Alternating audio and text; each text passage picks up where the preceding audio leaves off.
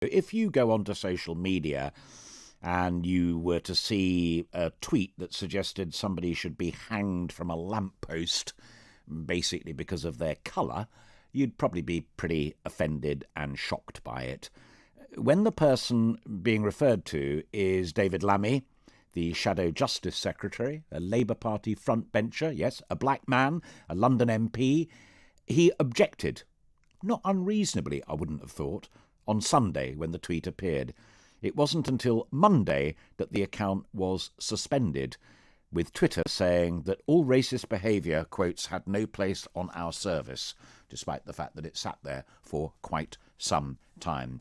Mr Lammy has called for action. Priti Patel, the Home Secretary, has said she agrees and wants further action, and I'm sure that Twitter and Facebook and all of the others are giving it all due consideration. Joining me to discuss this tricky issue, not the one of race, but the one of what social media does about it, is Maurice MacLeod, who's Vice Chair of Race on the Agenda, and also Imran Ahmed, who's Director of the Centre for Countering Digital Hate. And I want to come to you, Imran, first, if I may.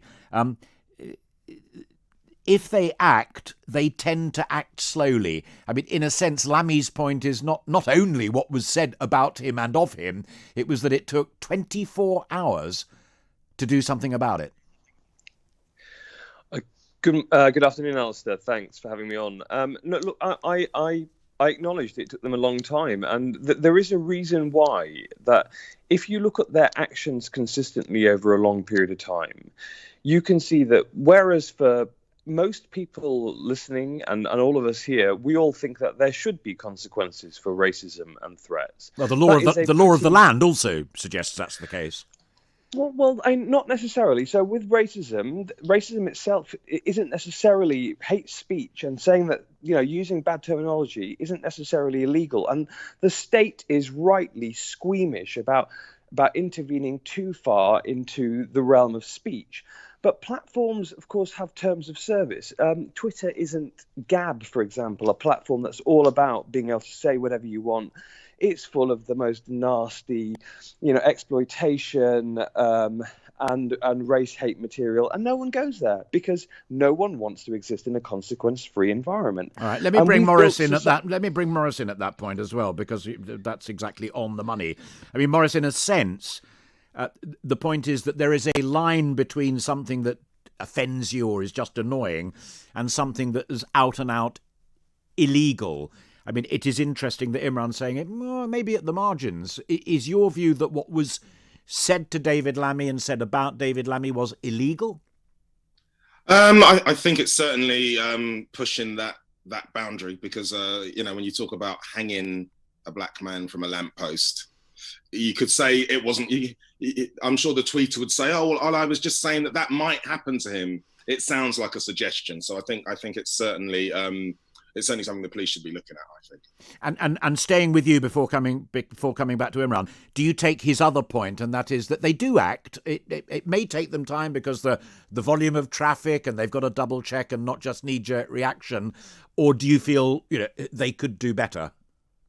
They certainly could do better. I mean, they act, it seems to me, and maybe I'm wrong, and I think Imran might be better placed to say this, but it seems that they act when there's a lot of public noise. So if someone, famous, makes a lot of fuss, then occasionally they act. But there have been people on Twitter spouting horrible stuff, with impunity for years, I'm afraid. Imran, is that the case in your view? That, I mean, David Lammy is a very high-profile, incredibly articulate guy. And I'm sure that there are many other examples, if you dig around for them, where people are equally or perhaps even more badly offended. Well, my sincere apologies if it came across that I was saying that Twitter act fast and that they act at all. In fact, in reality, they barely ever act. And the reason why is that whereas for us, we believe that there must our founding principle is there must be consequences for malignant behavior, and that's how you build society. That's how you build norms. But for them, their founding principle is how can I make a buck? And their platform is entirely funded not by us, the users, because we're not their customers, we're their product. Their customers are the advertisers, and advertisers require eyeballs. Just eyeballs. So they are controversy engines, these platforms. Their business model is division, is anger, is driving people to their platform. And I mean, frankly, they'll be delighted if they're in the agenda, because they also they operate by that mantra that there's no such thing as bad publicity, and it's true for them. And the truth is that whereas yeah, no, it's such a strong point. I don't want Morris to miss on it. What he's talking about is clickbait, Morris, and in a sense, the more we shout and scream about it, the more we're playing to the social media platforms game, and if you like, the more we're shouting to the nasty person who did the tweet in the first place game. Maybe we should just shut up. I've heard this argument a lot, to be honest. So someone, I won't mention names because that's pouring, giving them a platform anyway, but someone on social media whose aim is to offend everyone.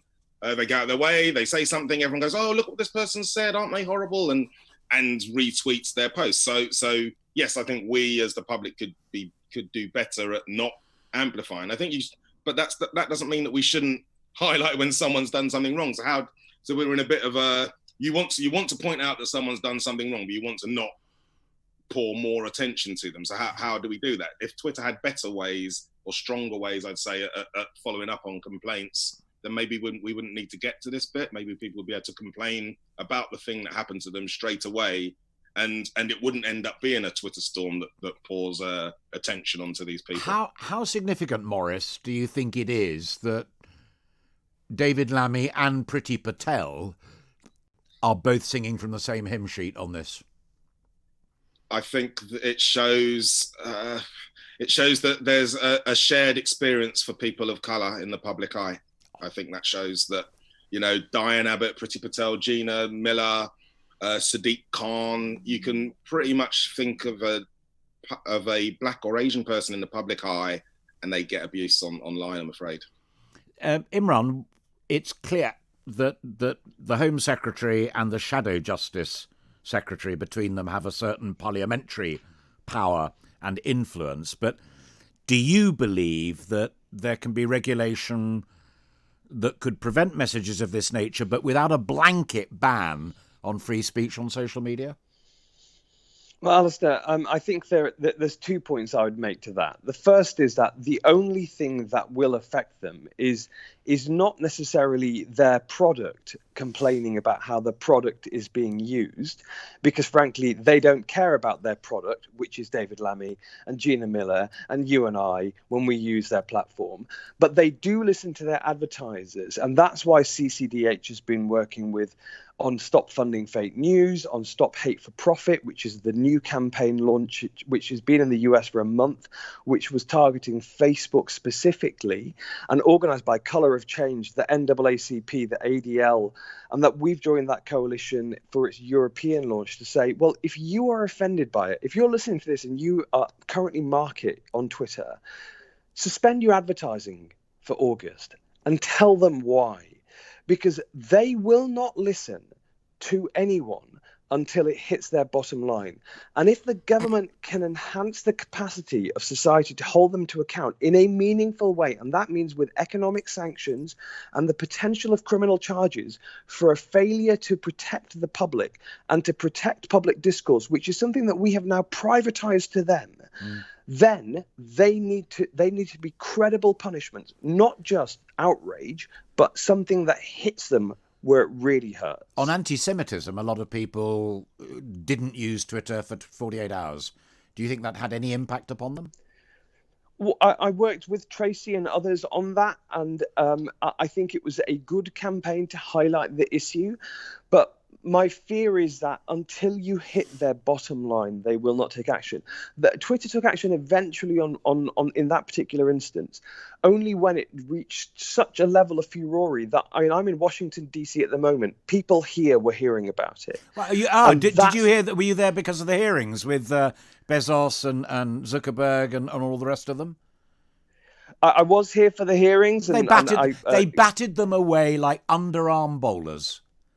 I mean, the high-tech boys batted the senators and congressmen and women away with like underarm bowlers. I mean, very rarely is your bowling side working against your interests. But I mean, in this instance, the Republicans spent most of their questions asking about the canard of a anti-conservative bias on those platforms. There is a considerable amount of evidence to suggest that's not true. But also, it misses the point that these aren't political organizations; they are economic actors. That their business model is controversy. The only way to stop them is not to say to stop hate or to stop them being anti-left or anti-right. It is very simple. They profit from hate. That is their business model. We have to find a way to disrupt it. And I'm quite ruthless about it. I'm interested in the overall debate. Yeah. I, of course, feel it myself because I have a Muslim name. I get a huge amount of abuse every time I open my mouth. I'm doing this because I'm an Islamist, and all sorts of other things about me and my family. But I know that in the end, the only thing that will affect them is their bottom line. And there is a specific way to do that through the advertisers. They have both the capacity and the moral duty to socialize social media. All right. Maurice MacLeod, last word to you. And I didn't interrupt Imran because that was such an important argument. I want to finish by putting it just straight back to you. In a sense, the moral argument is one. People shouldn't be saying this sort of thing. It is offensive. In some cases, it's downright illegal. But it is the force of consumers, it is the force of advertisers that will carry the day. You've won the moral argument. Now hit them in the wallet.